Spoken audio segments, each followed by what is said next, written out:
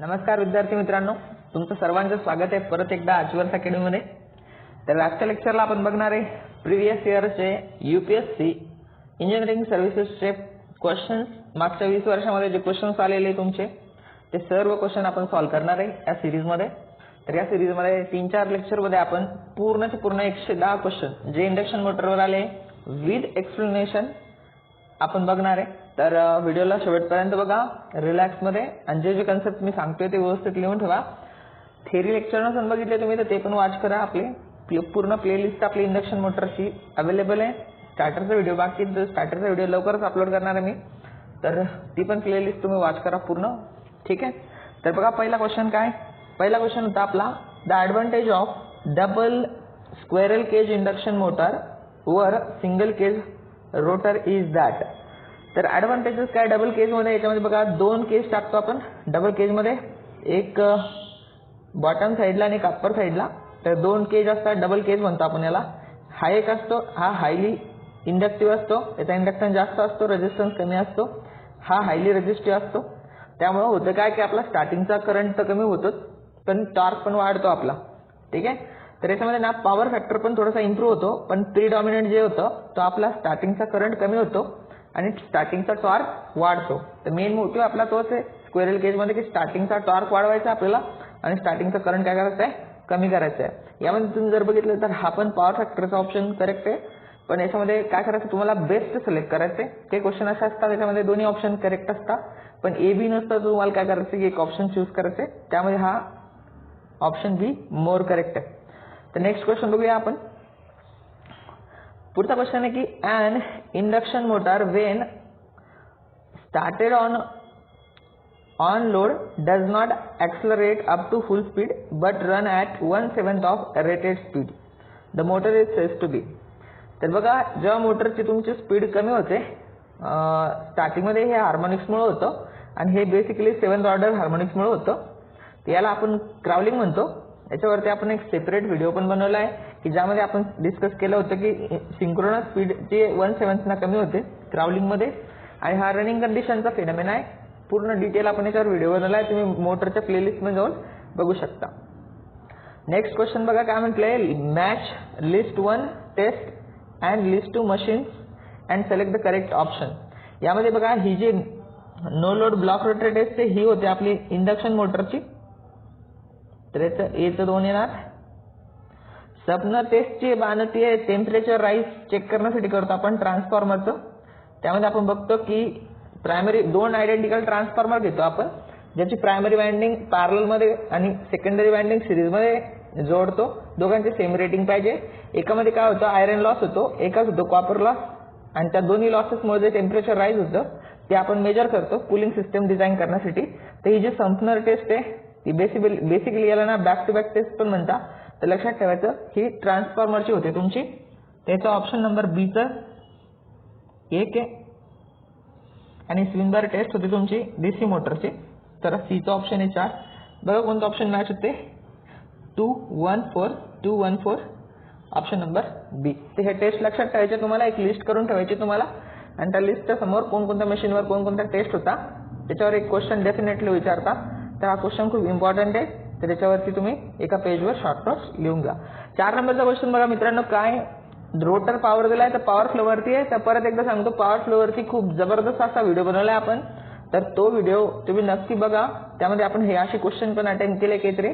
तर बघा मला पॉवर फ्लो मध्ये काय असतं की रोटर पॉवर आउटपुट, तर बघा हे रोटर आहे, रोटरला जे पॉवर इनपुट येतं बेसिकली लक्ष द्या ती एअर गॅप पॉवर असते, आणि रोटरमध्ये काही लॉसेस होतो।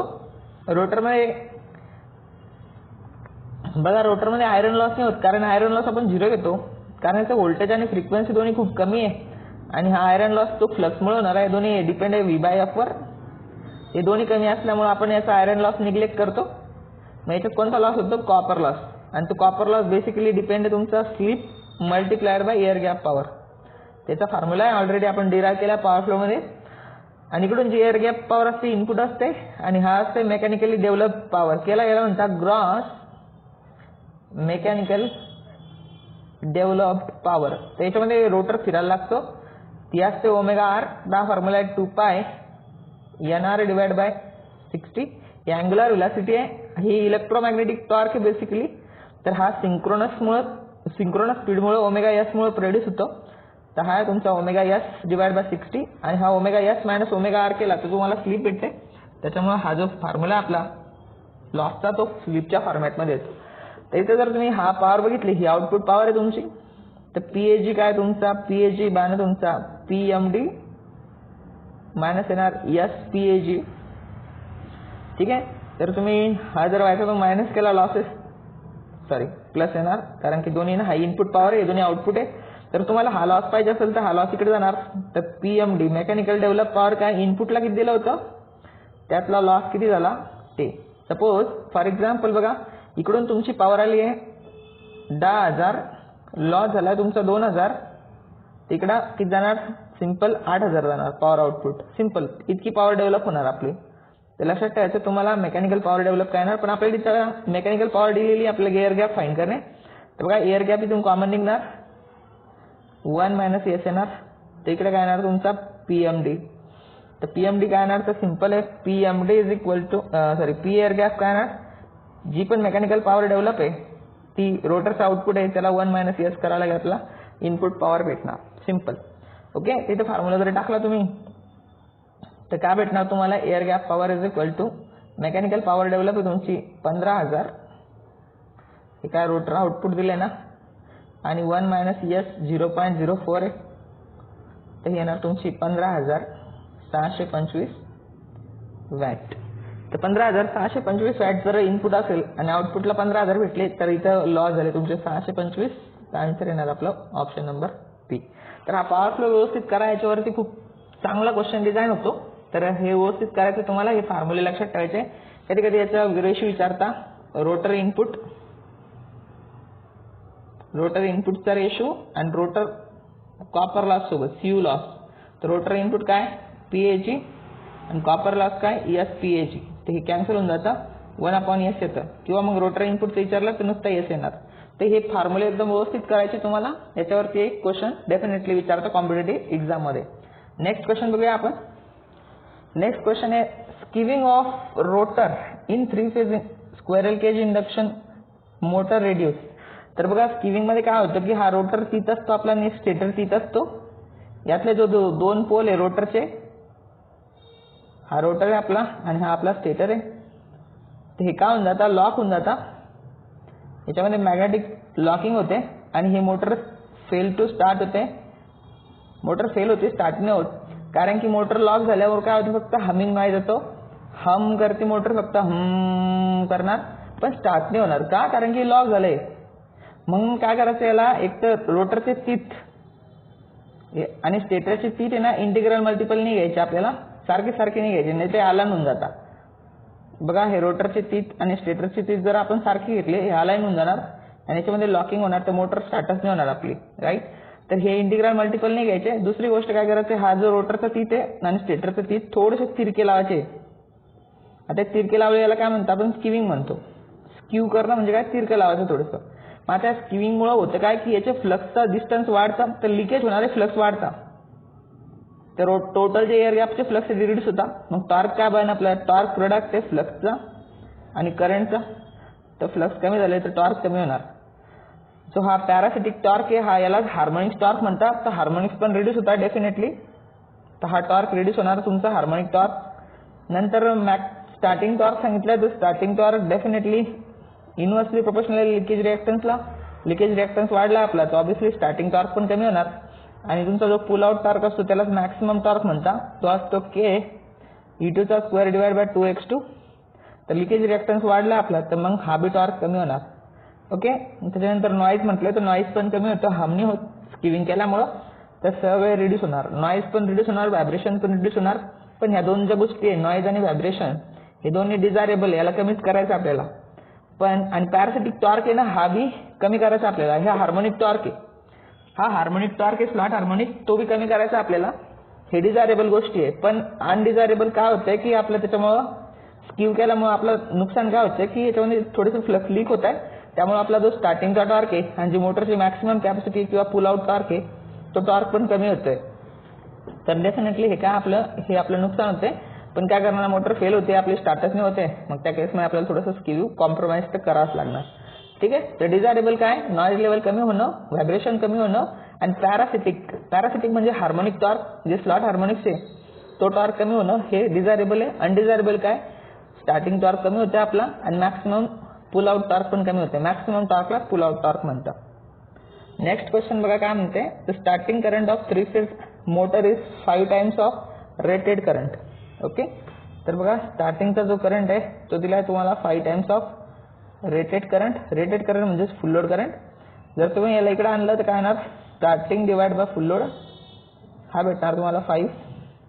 Okay. While the rated slip दिली आहे तुम्हाला, स्लिप 4% आहे, याचं पर्सेंटेज घालायचं तुम्हाला, त्याला डिवाइड करायला लागेल 100 ना, तर 4/100 हा स्लिप आहे तुमचा.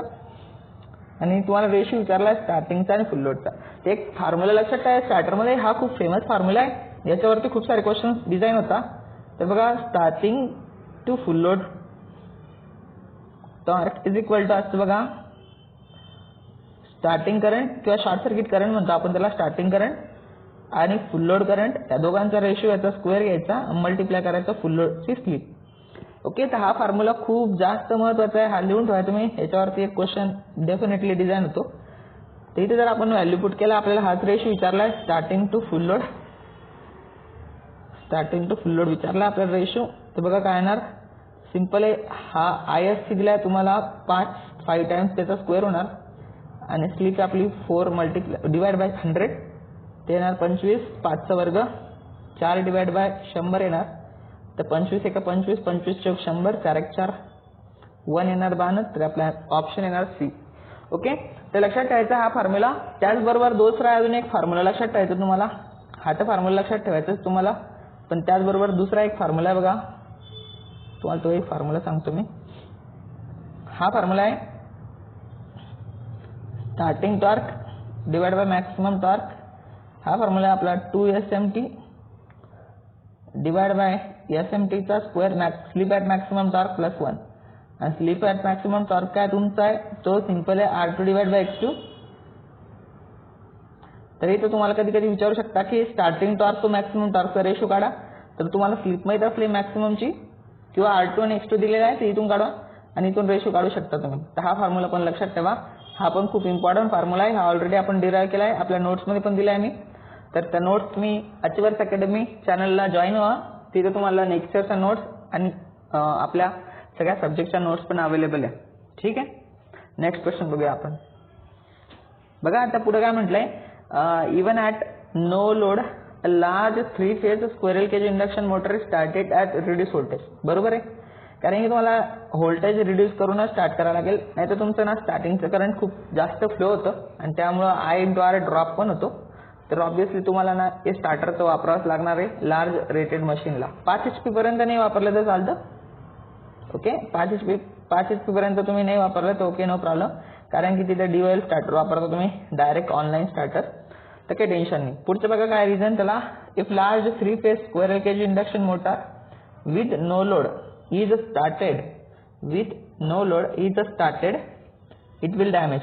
बघा हे जे स्क्वेरल केजचं रोटर आहे याच्यामध्ये 12 असता, हे डॅमेज नाही होत इतक्या लवकर. वाउंड रोटर होऊ शकतं डॅमेज, कारण की त्याच्यामध्ये वाइंडिंग असते. स्क्वेरल केज नाही होत डॅमेज, एकदम रफ अँड टफ कन्स्ट्रक्शन आहे याचं, रग्ड कन्स्ट्रक्शन आहे. पण प्रॉब्लेम काय आहे की जो तुमचा हाय करंट फ्लो झाला ना, तर करंटमुळे काय होतं, I/R आणि I/XL हे जे आहे ना X2 आणि R2 याच्यामुळे ड्रॉप होतं बघा व्होल्टेजचा. म्हणून बघा तुम्ही मोठी जर लोड सडनली ऑन केला ना, जसं की घरात एखादी मोटर असेल किंवा काही, तर सडनली थोडीशी लाईट डिम होते तुमची, डीप येतो ना एक, तर त्यामुळे काय होतं की सडनली एक ड्रॉप येतो. तर हे रिझन आहे. तर बाणेच्यामध्ये डॅमेज होतो असं तर काही नाही, आहे नाही कारण, म्हणून हे स्टेटमेंट रॉंग आहे, पण हे एकदम करेक्ट आहे. त्याचा असली रिझन काय की तुमचा व्होल्टेजमध्ये डीप येतो. सडनली बटन जर ऑन केलं तुम्ही तर खूप जास्त करंट फ्लो झालं तर I/R ड्रॉप होणार, आणि जे टर्मिनल व्होल्टेज बाकीच्या लोडला भेटणार ते बघा सप्लाय व्होल्टेज मायनस येणार supply voltage minus I/R drop. तर हे टर्मिनलचं व्होल्टेज आहे ना सडनली कमी होतं, कारण की हा ड्रॉप करंट वाढला की हा ड्रॉप वाढणार, त्याच्यामुळे ते अनडिझायरेबल गोष्ट आहे. इंडक्शन मोटरला काही होत नाही, हा स्पेशली स्क्वेरल केजला. हा वाउंडला प्रोटेक्शन तर करावं लागणार, कारण वाउंडमध्ये वाइंडिंग असते. ठीक आहे. तर याच्यामध्ये काय ना, एक स्टेटमेंट करेक्ट आहे, दुसरं फॉल्स आहे. त्याचा ऑप्शन सी येणार. बघा 8 नंबरचा क्वेश्चन काय सांगतोय, इंडक्शन मोटर हॅव्हिंग 8 पोल्स, त्याला पोल दिले तुम्हाला 8, रन ॲट, तर रोटरची स्पीड दिली आहे. रन म्हटलं तर लक्षात ठेवायचं की रोटरची स्पीड असते, कारण रन फक्त रोटरच होतं, 27.5 RPM. सप्लाय फ्रिक्वेन्सी दिली आहे 50 हर्ट्ज, सप्लाय फ्रिक्वेन्सी दिली आहे. पुढे काय सांगितलंय, the EMF in the rotor will have frequency, तर रोटर फ्रिक्वेन्सी काय असते, slip multiplied by supply frequency equation आहे. स्लिप काढून घ्यायची इथून, NS minus NR divide by NS. तर स्लिप किती येणार तुमची कॅल्क्युलेट करा. स्लिप येते तुमची बघा, पहिले सिंक्रोनस स्पीड बघा, 8 पोल आहे, सिंक्रोनस स्पीड येणार 120F divide by P. Part करायचे बाण आहे, हे येतं 50 हर्ट्ज डिवाइड बाय 8, 750. तर लक्षात ठेवायचं रोटरच्या स्पीडच्या आसपासची सिंक्रोनस स्पीड येते, तर हे येणार तुमची 0.03. कारण की बघा 750 मधून जर 27.5 काढले तुम्ही डिवाइड बाय 750 केले तर सिंपल येणार 0.03. मल्टिप्लाय करायला 0.03 मल्टिप्लाइड बाय 50 ते येणार 1.5 हर्ट्ज. तर ऑप्शन नंबर ए. ठीक आहे. बघा 9 नंबरचा क्वेश्चन काय म्हणतोय, 9 नंबरचा क्वेश्चन आहे, which of the following statement is correct in respect of induction motor. The maximum torque will be depends on rotor resistance. Although the maximum torque does not depends on rotor resistance, yet speed at maximum torque is produced depends on rotor resistance. Yes, इकडे लक्ष द्या. बघा आणि इकडे काय म्हणते ते maximum torque. Maximum टॉर्कचं derivation काय आपलं K E2² 2x2. त्याच्यामध्ये R2 नाही आहे बाण, तर R2च्या काही संबंध नाही आहे, पण जी स्लिप ॲट मॅक्सिमम टॉर्क आहे ना तो काय वाहन होतं, त्याची कंडिशन आहे R2 डिवाइड बाय X2. तर डेफिनेटली बघा maximum torque does not depends on rotor resistance, तर हे करेक्ट आहे एकदम. Yet speed at maximum torque produce depends on rotor resistance, ही डेफिनेटली बाण होते. स्पीड काय येणार, स्पीड येणार speed at maximum torque is equal to NS 1 - S MT. Slip at maximum torque, मग स्लिप ॲट मॅक्सिमम टॉर्क तिथूनच काढायला लागणार ना, तर ती डिपेंड आहे R2 वर. तर option number B is right. पुढचं स्टेटमेंट बघा, the maximum torque will not depend on standstill rotor reactance. Depend व्हा ना रोटर रिॲक्टन्सवर डिपेंड आहे, इन्व्हर्सली प्रोपोर्शनल आहे. जो मॅक्सिमम टॉर्क आहे आपला हा इन्व्हर्सली प्रोपोर्शनल आहे रोटर रिॲक्टन्सवर. Slip of induction motor decreases as torque increases. ठीक आहे, हे रिलेव्हंट आहे. हे याच्यावर लो स्लिप आणि हाय स्लिपमध्ये स्टेटमेंट वेगवेगळे याचे, तर याचा option number B is right. बघा 10 नंबरचा क्वेश्चन बघा काय म्हणतोय, the crawling in induction motor is caused by. हे हार्मोनिक्समुळे होते, लक्षात ठेवायचं. क्राउलिंग कॉगिंग मॅग्नेटिक इंटरलॉकिंगमुळे होते. ठीक आहे. The rotor slot are slightly skew in squirrel cage induction motor. त्याच्यावर एक डिटेल लेक्चर बनवलंय आपण, तर ते बघा नक्की. त्याच्यावर एक क्वेश्चन डेफिनेटली येतं. बघा आता याच्यावर खूप जास्त क्वेश्चन्स आलेले आहे तुमचे.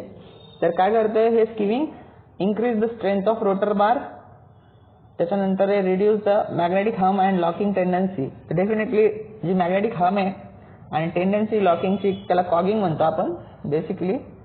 तर कॉगिंग जो फेनॉमेना आहे आपला तो आपल्याला काय करायचा आहे, रिड्यूस करायचा आहे. कॉगिंग फेनॉमेना इकॉनॉमिकल याच्यात काही फरक नाही बघा ना, तेव्हा ऑप्शन नंबर बी आहे आपला. 12 नंबरचा क्वेश्चन बघा, induce EMF in a rotor of induction motor must have. तर बघा रोटरमध्ये जो एक EMF असतो E2, त्याचा जो फ्रिक्वेन्सी असते ती असते बघा स्लिप टाइम सप्लाय फ्रिक्वेन्सी. तर आपल्याला काय करावं लागणार, त्याला जो इंजेक्ट करणार आपण त्याचा व्होल्टेज सेम पाहिजे. आपण बघितलंय पॅरलल ऑपरेशनमध्ये त्याच्या कंडिशन असतात की व्होल्टेज सेम पाहिजे, पोलॅरिटी सेम पाहिजे, फेज सिक्वेन्स आणि त्यानंतर असतं तुमचं फ्रिक्वेन्सी. तर हे सगळं सेम पाहिजे. तर डेफिनेटली याची जी स्लिप फ्रिक्वेन्सी तीच इंजेक्ट केलेल्या EMFची फ्रिक्वेन्सी पाहिजे, तरच ते स्पार्किंग नाही होणार त्याच्यामध्ये.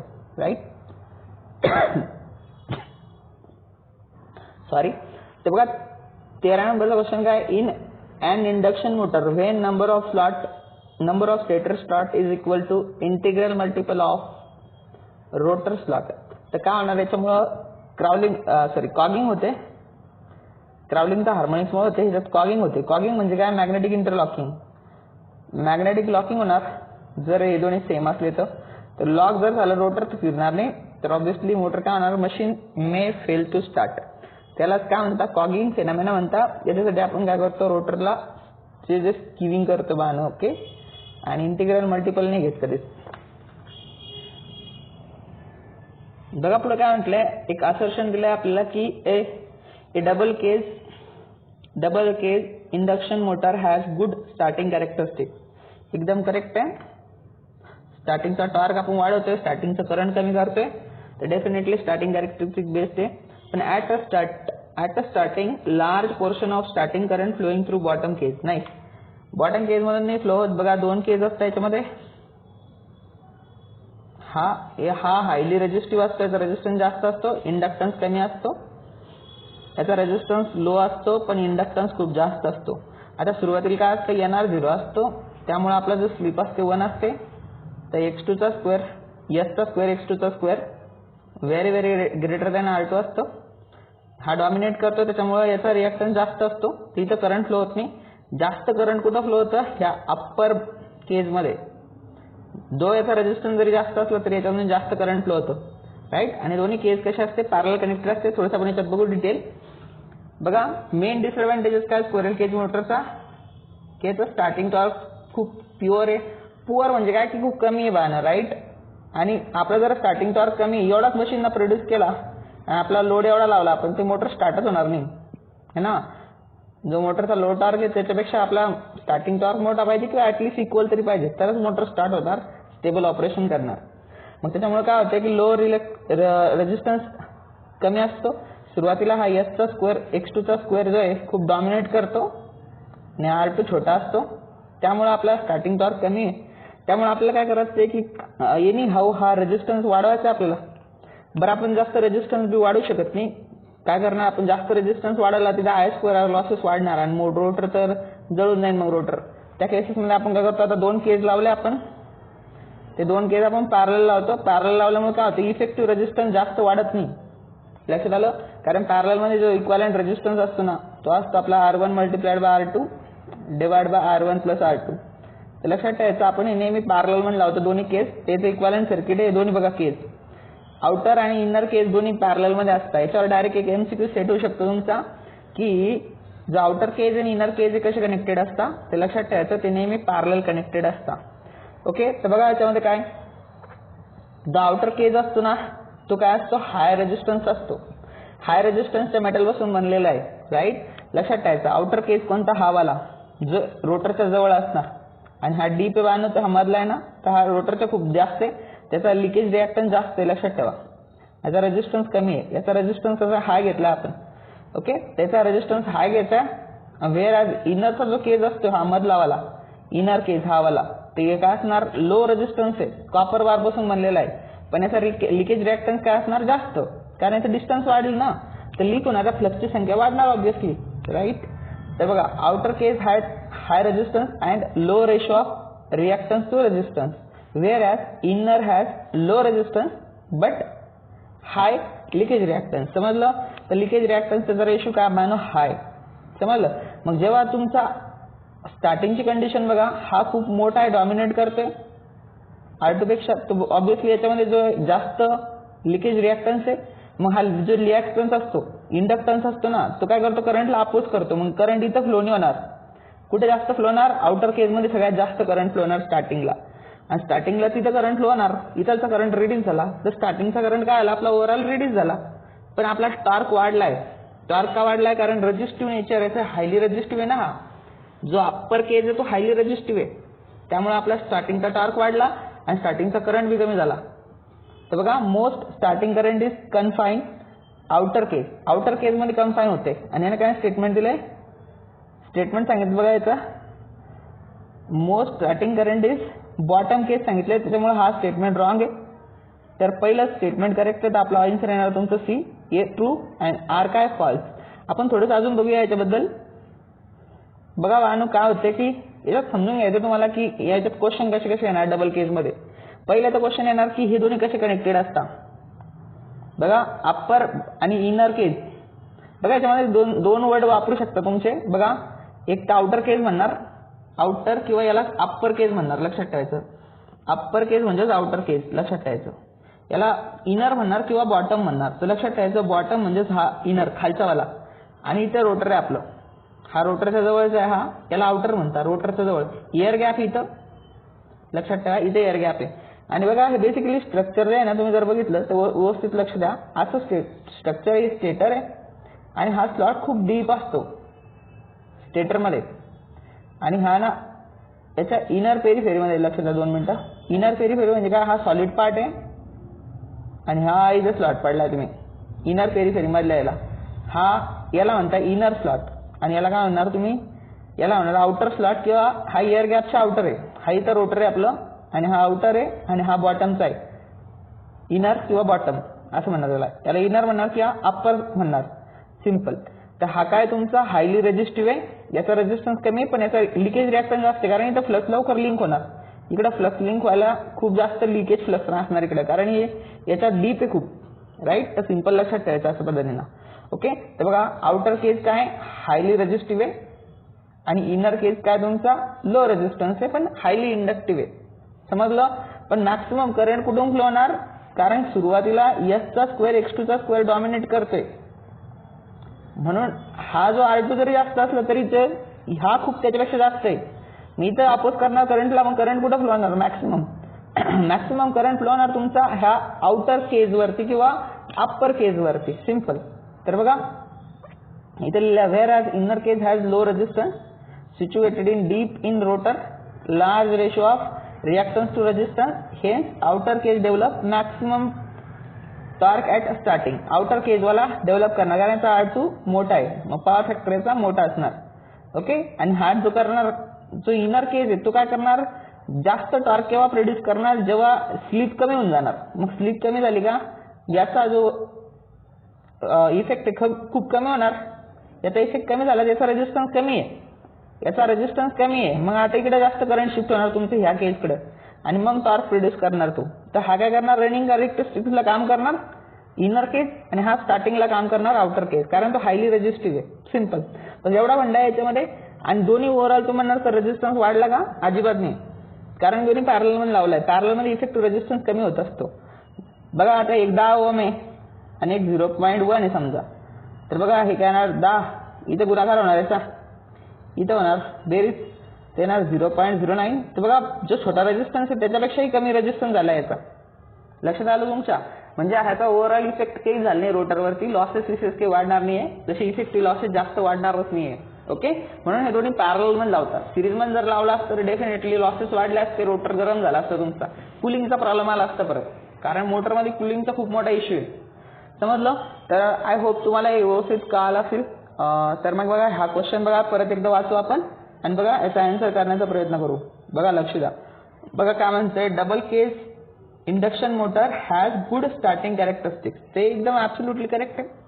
स्टार्टिंग कॅरेक्टरिस्टिक्सला काय पाहिजे आपल्याला, स्टार्टिंगचा करंट कमी करणे आणि टॉर्क वाढवणे, तर दोन्ही गोष्टी होत आहेत. त्याच्यानंतर रिझन काय, रिझन म्हणते की at starting large portion of starting current flowing through bottom cage, अजिबात नाही आहे. मॅक्सिमम करंट कुठं फ्लो होते, अप्पर केज मध्ये. अप्पर म्हणजे कोणता, तो आउटर, आणि तो काय हायली रेजिस्टिव्ह आहे पण त्याचा इंडक्टन्स जो डॉमिनेट करतो सुरुवातीला तोच कमी आहे, समजलं. तर मग काय हे स्टेटमेंट रॉंग झालं तुमचं, त्याच्यामुळे आपलं ऑप्शन नंबर सी आलं. ठीक आहे, याच्या व्यवस्थित स्क्रीनशॉट काढून घ्या तुम्ही. ओके, तसं मी आपल्या क्लासच्या ग्रुपवरती टाकून दिले नोट्स. नेक्स्ट क्वेश्चन बघा काय म्हणते. नेक्स्ट क्वेश्चन आहे की which one of the following statement is correct, a smaller air gap in polyphase induction motor help to. तर बघा जर तुम्ही एअर गॅप कमी घेतला तर आपल्याला ना फ्लक्सला रिलक्टन्स ना, फ्लक्सचं रिलक्टन्सला इन्व्हर्सली प्रोपोर्शनल आहे. रिलक्टन्स कमी होणार, फ्लक्स वाढणार. आपले फ्लक्स वाढले की त्याला मॅग्नेटाइज करंट काय करतो, सेट करतो. तर फ्लक्स वाढले तुमचे ऑटोमॅटिक, तर तुम्हाला हा करंट कमी लागणार, करंट कमी लागणार. तर बघा याची कॅरेक्टरिस्टिक्स काय, सिंपल आहे. हा सप्लाय व्होल्टेज आपला, हा आपला फ्लक्स आहे. बघा हा supply voltage V1 is equal to minus E1 आहे, इकडे आपला फ्लक्स आहे. या फ्लक्स सोबत हा मॅग्नेटायझिंग करंट आहे IM आणि हा आपला IW. त्या दोघांचा जर रेशो घेतला आपण तर आपल्याला नो लोड करंट भेटतो I0 आणि हा आपला नो लोड पॉवर फॅक्टर. तर बघा अँगल खूप मोठा आहे, 75 ते 80 च्या जवळपास असतो. तर पॉवर फॅक्टर एकदम कमी असतो आपला. लक्षात ठेवायचं पॉवर फॅक्टर काय फाय, फायचा अँगल ना कॉस फाय हा इन्व्हर्सली प्रोपोर्शनल फायला. जर अँगल वाढला पॉवर फॅक्टर कमी होतो, अँगल जर कमी झाला तर तुमचा पॉवर फॅक्टर काय होतो, वाढतो. सिंपल एवढं फंडा लक्षात ठेवा. तर बघा एवढं जर करंट लागला आपल्याला तर बघा हा अँगल कमी होणार. मग अँगल जर कमी झाला बाण तर आपला पॉवर फॅक्टर काय होणार, इम्प्रूव्ह होणार. पण जर अजून तुम्ही एअर गॅप वाढवला तर मॅग्नेटायझिंग करंटची संख्या वाढणार. बघा आता अजून अँगल वाढला आपला, तर अँगल जर वाढला परत कॉस फाय अँगल जर वाढला बाणू तर ऑब्विसली काय होणार, कॉस फाय तुमचा रिड्यूस होणार. ओके, तर पॉवर फॅक्टर वरती इफेक्ट होतो बाणाचा बेसिकली आणि मॅग्नेटायझिंग करंट वाढतो. तर लक्षात ठेवायचं तुम्हाला एकच फंडा, काहीच नाही बाण, एवढं लक्षात ठेवा, फक्त लिहून घ्या आता व्यवस्थित. एक फंडा लक्षात ठेवा, जर तुमचा एअर गॅप वाढला तर तुमचा फ्लक्सची डिमांड वाढते आणि फ्लक्सची डिमांड कोण पुरी करणार, फ्लक्स डायरेक्टली प्रोपोर्शनल मॅग्नेटाइजला, मॅग्नेटायझिंग करंट वाढणार. मॅग्नेटायझिंग करंट वाढला तर अँगल पॉवर फॅक्टर अँगल वाढतो, पॉवर फॅक्टर अँगल वाढला तर कॉस फाय होतो कमी. आता कमी का होतो तर ते कन्सेप्टच्या जवळ तुम्ही हे लिहून टाका इथं. हा सप्लाय व्होल्टेज आपला, हा फ्लक्स आहे. Supply voltage V1 is equal to काय मायनस E1, याच्यासोबत जो असणार तुमचा वॅटफुल कॉम्पोनंट IW आणि हा असणार तुमचा मॅग्नेटायझिंग कॉम्पोनंट आणि आपला फ्लक्स आहे. आता बघा हा तुमचा I2 आहे आणि हा IM1 घेतला आपण, तर काय होतंय बघा बाणू, जिथं एअर गॅप कमी आहे तुमचा, लो एअर गॅप, इथं इतकाच करंट लागणार ना तुम्हाला. व्यवस्थित समजून घ्या हे कन्सेप्ट. इतकाच एअर गॅप लागला आपल्याला तर इतकाच फ्लक्स लागणार आणि इकडे जर जादा लागला तर मग असं इतका लागणार. इथे घेऊ आपण वाटलंच तर थोडं जास्त घेऊ. आता बघा बाणू पॉवर फॅक्टर अँगल काय होणार, बघा काय फरक पडतोय पॉवर फॅक्टर अँगलवर. पहिला हा अँगल आला, आता हा अँगल आलाय. ते तर तुम्हाला स्पष्ट दिसतंय की हा अँगल छोटा आहे 1 आणि हा φ2 बघा मोठा आहे.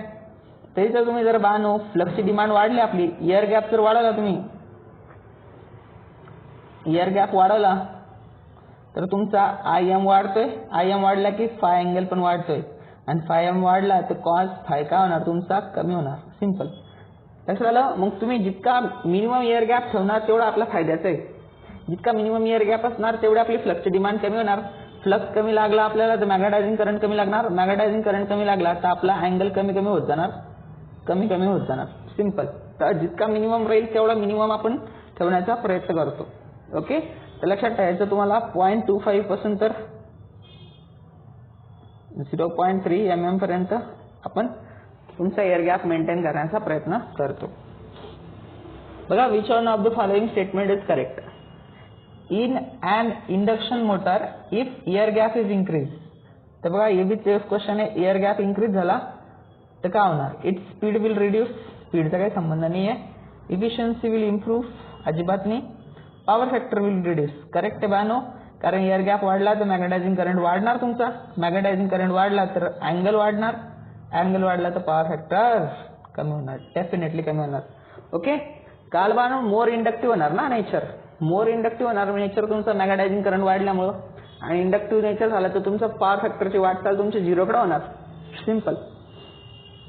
17 नंबरचा क्वेश्चन बघा, which one of the following statement is correct. तर पहिलं, in a 3 phase induction motor the torque develop in is maximum when rotor circuit resistance per phase. तर तुमचा R2 इज इक्वल टू काय असतो बानो, तर R2 असतो S X2 चा square. ही condition आपली, स्लिप ॲट मॅक्सिमम टॉर्क काय R2 डिवाइड बाय X2. पण तुम्हाला ना रेजिस्टन्स विचारला, रोटर रेजिस्टन्स विचारला, तर काय येणार, slip times rotor leakage reactance per phase, नाही slip times rotor leakage reactance per phase. तर स्लिप टाइम पण येणार कारण रोटरचा रेजिस्टन्स विचारलाय. स्लिप विचारली असती तर स्लिप आली असते आपली SMT is equal to R2 divide by X2. It is a ratio of R2 divide by X2. स्टेटरचा काही संबंध नाही आहे, स्टेटर लिकेज रिॲक्टन्सचा काही संबंध नाही आहे. ठीक आहे, तर सिंपल फॉर्म्युला लक्षात ठेवा. बघा, आणि याच्यामध्ये काय म्हटलंय, supply voltage of induction motor is reduce by 10%. तर लक्षात ठेवायचं आहे what percentage of maximum torque. तर लक्षात ठेवायचं T मॅक्स हा डायरेक्टली प्रोपोर्शनल तुमच्या सप्लाय व्होल्टेजच्या स्क्वेअरला. तर तुम्ही जर बघितलं T2 अपॉन T1 घेतला तर तुम्हाला काय भेटणार, V2 चा स्क्वेअर अपॉन V1 भेटणार, दोघांचा स्क्वेअर येणार. तर ह्या केसमध्ये काय केलं की V2 कमी करून टाकला तुम्ही 10% ना, म्हणजे हा 0.9 झाला आहे V1 चा. इथे काय होणार बघा, लक्ष द्या, सिंपल आहे. हा V1 चा होणार 0.9 आणि डिवाइड बाय येणार V1 आणि होलचा येणार स्क्वेअर. तर V1 कॅन्सल होणार. 0.9 चा स्क्वेअर किती येणार बघा, 9 चा स्क्वेअर 81. तर बघा हा 80% राहिला आहे, म्हणजे 19% रिडक्शन झालंय. 19% रिडक्शन झालं कशाचं, टॉर्कचं. कशाच्या पर्सेंटेजमध्ये, T1च्या पर्सेंटेजमध्ये. तर T2 कमी झाला आहे 19%, इथे 19% ऑप्शन वन नाही आहे, तर ऑप्शन येणार आपलं 20%. अप्रॉक्सिमेट विचारले आपल्याला, तर डेफिनेटली येणार 20%. तर स्क्वेअरचं रिलेशन हे लक्षात ठेवायचं आहे. नेक्स्ट क्वेश्चन बघा काय, consider the following curve. Curve दिला आपल्याला, एक कशाचा कर्व आहे, तर लक्षात ठेवायचं आहे हा आउटपुट आणि पॉवर फॅक्टरचा कर्व आहे. सुरुवातीला काय होतं, जसं जसं आउटपुट वाढतं आपलं तर पॉवर फॅक्टर इम्प्रूव्ह होतो, पण 90% पर्यंत गेला हा तर मॅक्सिमम पॉवर फॅक्टर येतो आपला. नंतर पॉवर फॅक्टर परत डिक्रीज व्हायला लागतं लोड जर वाढवला तर. ठीक आहे, एक्स्ट्रा करंट ड्रॉ करतं आपलं मोटर. टॉर्कसाठी काय डिमांड बघा, फ्लक्स आणि करंट आहे. मग जर आपण एक्स्ट्रा लोड वाढवला रेटेडपेक्षा, अबो रेटेडच्या वर गेलो तर टॉर्कचं रिक्वायरमेंट वाढणार. टॉर्कची रिक्वायरमेंट वाढली की सिंपल काय करतं, एक्स्ट्रा मॅग्नेटायझिंग करंट ड्रॉ करतं. तर सॅच्युरेशन येतं, पॉवर फॅक्टर परत लॅगिंग होतो तो आणि डिक्रीज होतो. तर लक्षात ठेवायचं हा काय, पॉवर फॅक्टर आणि लोडचं कर्व आहे. एक्स ॲक्सिसवर आउटपुट आहे आपलं, लोड म्हणजे आउटपुट, टॉर्क असणार, आणि इकडे काय असणार तुमचा पॉवर फॅक्टर असणार. बाकी तुमचा टॉर्क स्लिप कॅरेक्टरिस्टिक्स अशी असते, लो स्लिप रिजनमध्ये बघा हा स्ट्रेट लाईन असते, torque is directly relation to slip. आणि हाय स्लिप रिजनमध्ये इन्व्हर्सली प्रोपोर्शनल असते. तर हा हायपरबोला येतो, रेक्टँग्युलर हायपरबोला, आणि इकडे स्ट्रेट लाईन येते. आणि इथं असतं आपला मॅक्सिमम टॉर्क, इथं slip at maximum torque R2 divide by X2. तर स्लिप ॲट मॅक्सिमम टॉर्कनं काय केलेलं आहे, डिवाइड केले. तर ऑलरेडी आपण याच्यावर भरपूर सारे लेक्चर बनवलेले, तुम्ही चॅनलमध्ये जाऊन डिटेलमध्ये वॉच करा, कन्सेप्ट क्लिअर करा, शॉर्ट नोट करा, आणि आत्ताच्या आत्ता इंडक्शन मोटरचा सिलेबस फिनिश करून टाका. ठीक आहे, आणि पूर्ण MCQ लावून टाका, ते टेन्शन नाही. 20 नंबरचा क्वेश्चन बघा काय म्हणतं, squirrel cage induction motor have rated slip 4%. तर रेटेड स्लिप दिली तुम्हाला 4%. 4 डिवाइड बाय 100 करून घ्यायचे आपल्याला, स्लिप युनिटमध्ये घ्यायची प्रॉब्लेम सॉल्व्ह करताना. Full load, starting torque same as full load torque. तर मी तुम्हाला एक फॉर्म्युला सांगितला आहे, starting torque divide by full load torque is equal to काय फॉर्म्युला आपला, I starting divide by I full load square multiplied by full load slip. तर हा फॉर्म्युला खूप फेमस आहे, याच्यावरती क्वेश्चन येतं, हा स्टार्टरवरती पण क्वेश्चन येतं याच्यावर. तर बघा हे आपल्याला काय करायचं आहे माहिती का, फुल लोड टॉर्क आणि स्टार्टिंग टॉर्क सेम घ्यायचं आहे. तर what is the statement, okay, त्यात आपल्याला सेम घ्यायचं आहे. तर 1 येणार, याचा रेशो सेम घेतला तर काय येतं बघा, starting current divide by full load current multiplied by ते 0.04. ओके, 0.04 येते नाही. हे आता इकडे काय केलं, इकडे मल्टिप्लाय, इकडे केलं डिवाइडला येणार. ओके, तर काय येणार मग, हा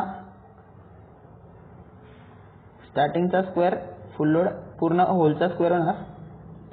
taking under root both side घ्या, काय तर चेक करा. ते येणार बानो, हे 1/4 येणार, हे 25. अंडर रूट मध्ये जर 25 घेतलं तुम्ही तर सिंपल येणार. स्टार्टिंग टॉर्क आणि फुल लोड टॉर्कचा जो रेशो आहे तो आला आपला 5. हा रेशो येतो आपला 5, लक्षात ठेवायचं बानो. ओके, तर सिंपल आहे. तुम्ही याला असं जर 4/100 ठेवलं तर 100 वरती जाणार, हे 25 येणार ना. असं बी ठेवलं तुम्ही बघा, कॅल्क्युलेशन सोपं जायचं तुम्हाला. असं ठेवा, ही खालचे 100 वरती जाणार, वरचे 4 खाली येणार. सिंपल, किती येते, 25 येते. मग हे 25 आलं ना, मग 25ला दोन्ही साईडना स्क्वेअर रूट घेऊन टाका, 5 येणार आहे ना, याची व्हॅल्यू 5 आली. तर बघा स्टेटमेंट काय, equal to the full load starting current is equal to full load current. Starting current is equal to full load current नाही, स्टार्टिंग करंट आहे 5 times of full load current. लक्षात ठेवायचं, स्टार्टिंग करंटला 5 times ना जास्त current flow होणार. Twice of full load current अजिबात नाही, 4 टाइम्स अजिबात नाही, 5 टाइम्स आहे. ओके, 5 टाइम्स हे 25 आलं, तर ते 25 आलं होतं ते 5 टाइम्स येणार बाण अंडर रूट मध्ये केल्यावर. ठीक आहे, त्याचा ऑप्शन नंबर डी होतं. पुढे बघा काय म्हणतंय, the stator and rotor 3 phase 4 pole wound rotor excited respectively. Okay, त्याची फ्रिक्वेन्सी दिली आहे स्टेटरची 50 हर्ट्ज. त्याची मॅग्नेटिक फील्ड काय येणार, पोल आपले 4 आहे, 4 पोल आहे. त्याची मॅग्नेटिक फील्ड येणार 120 F डिवाइड बाय P. ही स्टेटरची येते आपली, ते येणार 120 multiplied by 50 hertz divide by जर 4 केला आपण ते येतं 1500 RPM. रोटरची पण स्पीड दिली, म्हणजे हा स्लिप रिंग इंडक्शन मोटर असणार. तर रोटरची फील्ड बघा काय होते, कोणत्या स्पीडला रोटेट होते, ते ही पण येणार 120 F डिवाइड बाय P. तर फ्रिक्वेन्सी दिली आपली 30 हर्ट्ज, 4 देणार तर किती येतं बघा, 120 मल्टिप्लाइड बाय 30 करा डिवाइड बाय 4 करा, किती येतं 900 RPM आहे ना. हे 900 RPM आहे, हे 1500 RPM आहे. आता बघा काय म्हणते की neglected all losses, what is the possible no load speed of which motor would be. 2 speed possible आहे याच्यामध्ये. एक तर हे दोन्ही एकाच डायरेक्शनला फ्लो होणार, एकाच डायरेक्शनला फ्लो झाले तर काय ची डायरेक्शन येणार तुमची 1500 मायनस येणार 900, तर किती येणार हे बघा 600 RPM ला फिरणार ही मोटर. जर दोन्ही एकाच डायरेक्शनला फिरायला लागले, एक अपोजिटनं फिरायला लागली तर हे मायनस मायनस प्लस होणार. त्याची स्पीड येणार 1500 प्लस 900, तर किती येतं चेक करा, 1500 प्लस 900, 1500 प्लस 900 ते येणार 2400. तर 2400 आणि 600, तर option number B is right. तर दोन्ही स्पीड पॉसिबल आहे. याच्यामध्ये काय करता माहिती बाळांनो, लक्ष द्या, या मोटरला आहे ना आपण प्राइम मूवर लावून फिरू शकतो. या साईडला प्राइम मूवर लावून या मोटरला फिरू शकतो. पहिले काय करायचं, पहिल्या जमान्यामध्ये फ्रिक्वेन्सी व्हेरिएबल फ्रिक्वेन्सी म्हणून काम करायचं. याला स्लिप रिंग असायच्या याच्या, मग याला काय करायचं, प्राइम मूवर लावून फिरवायचे, इकडून RMF द्यायचे, रोटेटिंग मॅग्नेटिक फील्ड. मग याच्यामुळे काय व्हायचं की जर आपण अपोजिट डायरेक्शनला रोटेट केलं तर आपल्याला जास्त स्लिप भेटायची, more than 1. Okay, minus minus plus होतं ना. तर डेफिनेटली आपल्या रोटर फ्रिक्वेन्सी काय आपली स्लिप टाइम्स आपल्या फ्रिक्वेन्सी आहे. जर स्लिप 2 घेतली आपण आणि रोटरची स्पीड 50 आहे तर आपल्याला 100 हर्ट्ज भेटणार. तर आपली फ्रिक्वेन्सी स्टेप अप आणि स्टेप डाऊन दोन्ही करता येते आपल्याला बाय युझिंग इंडक्शन मोटर. तर पहिल्या जमान्यामध्ये तेच करायचे. फ्रिक्वेन्सी आपले जे पॉवर इलेक्ट्रॉनिक्सचे डिव्हाइसेस नव्हते, सायक्लो कन्व्हर्टर ते नव्हते, तेव्हा काय करायचे की या मोटर वापरूनच आपली फ्रिक्वेन्सी चेंज करायची. ठीक आहे, लोडसाठी. बघा पुढचा क्वेश्चन काय, which of the following method is suitable for speed control of squirrel cage. तर स्क्वेरल केज मध्ये बघा फक्त रोटरच्या साईडला कंट्रोल नाही होत, तर ही मेथड सुटेबल नाही आहे.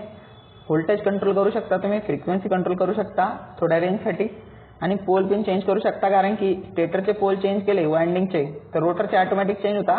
कारण स्क्वेरल केजमध्ये रोटरमध्ये ना पोल इंड्यूस होता, आपण वाइंडिंग करत नाही, बार असता, त्या बारमध्ये ऑटोमॅटिक जे बी स्टेटरचे पोल आहे तेच इंड्यूस होता डायरेक्टली ऑटोमॅटिक. आणि वाउंड रोटरला तसं नाही होत, वाउंड रोटरला आपल्याला वाइंडिंग करायला लागते. त्याच्यामुळे आपल्याला काय करायचं, स्पीड कंट्रोल करायची आहे तर स्टेटरची आणि रोटरची वाइंडिंग खोलून परत आपल्याला चेंज करायला लागेल, तर ते पॉसिबल नाही आहे. म्हणून ना ही जी पोल चेंजिंग मेथड आहे फक्त स्क्वेरल केजला ॲप्लिकेबल आहे, वाउंड रोटरला नाही आहे. कारण वाउंड रोटरचे आपल्याला स्टेटरचे पोल तर चेंज करता येते पण रोटरचे ऑटोमॅटिक चेंज नाही होत, त्याची रोटरची वाइंडिंग बी बदलावं लागेल आपल्याला, तर ती पॉसिबल नाही आहे. फक्त स्क्वेरल केजमध्ये पॉसिबल आहे कारण रोटरमध्ये वाइंडिंग नसते, स्क्वेरल केजला डायरेक्ट पोल इंड्यूस होता. तर बघा 1 नंबर 2 3 नंबर आणि 4 नंबर 1 3 4 ऑप्शन नंबर बी राईट बानो. 1 3 4 2 नंबर नाही आहे कारण की याच्यामध्ये 2 नंबर आले तर हा रॉंग झाला, हा बी रॉंग झाला, हा बी रॉंग झाला.